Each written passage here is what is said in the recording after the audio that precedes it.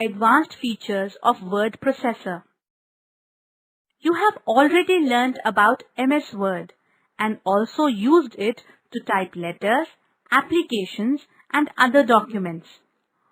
Formatting and editing tools are used to design each page of a document. Here, we shall know more about MS Word 2010. You can open MS Word as follows. Click on Start button. The Start menu appears. Click on All Apps. Select Microsoft Office. Click on the Microsoft Word 2010. The Microsoft Word program will load and a blank document will appear on your screen. Working with line spacing. Change the spacing before and after the selected paragraphs. By default, paragraphs are followed by a blank line and headings have extra space above them. Select the paragraph.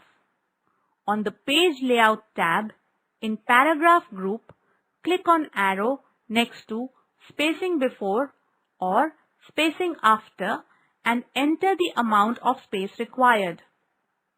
Line Spacing Options. Single Default Option. This option sets line spacing to 1 line, 1.5 lines. This option is 1.5 times that of single line spacing. Double. This option is twice that of single line spacing. At least. This option sets at minimum amount of space between lines. Exactly. This option sets fixed line spacing expressed in points. Multiple. This sets the line spacing to accommodate multiple lines. Change the line spacing for paragraphs. Select the paragraphs for which you want to change the line spacing. On the Home tab, in Paragraph Group, click on Line and Paragraph Spacing. Click on Line Spacing Options and select the option you want under Spacing. I've written a letter that has several paragraphs, and to make each paragraph stand out just a little more, I want to add a first line indent. Before you add an indent, you may want to go to the View tab and make sure the ruler is displayed, since it makes it easier to customize your indents. To create a first line indent, you can just place the insertion point at the beginning of a paragraph and then press the Tab key. You may have noticed that when I did this little marker on the ruler moved forward 1/2 inch. This is the first line indent marker. There's also the hanging indent marker, the left indent marker just below that, and the right indent marker. We can move them to create various types of indents. They don't affect the whole document, just the parts that are selected. So let's select all of these paragraphs. Now drag the first line indent marker. We can also create a hanging indent, which moves all of the lines except the first line. The left indent will move all of the lines at the same time, and the right indent is useful if you want to make a paragraph narrower.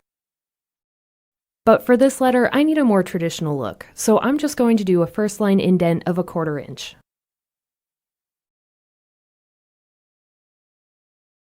Indents are a good way to keep things lined up in your document. Margins are the blank space around the edges of the page, as you can see on the screen, where from all the 4 sides of the paper, blank space has been left. Generally, most of the time you will be working inside the printable area between the margins. However, you can still position some items in the margins area like headers, footers, or page numbers. Even some graphic elements like pictures, shapes, or world art. When you first open a blank document in Word 2016, and then if you click on Layout tab and click the Margins drop-down button, then you will find that the default margins for a new document are set to Normal, where 1 inch blank space has been left around all the 4 edges of the paper. If you wish to increase or decrease the page margins, then you can either use any of these predefined margins from the list, or you can totally take control over the margins by applying custom margins and there you can choose that how much space you want to leave blank on what side of the paper. Like for this particular document, I want 0.5 inches from top and bottom each, 1.5 inches from left and 1 inch from right. And in the preview pane below, you can notice the changes as I am typing different values in the given boxes. Below the preview pane, you can see an Apply to drop-down menu, where for the time you have two options, Whole Document or This Point Forward. As the name suggests, Whole Document, and which is also selected by default, the set margins will be applied to all the pages of this particular document. Let's first apply the changes and see the effect.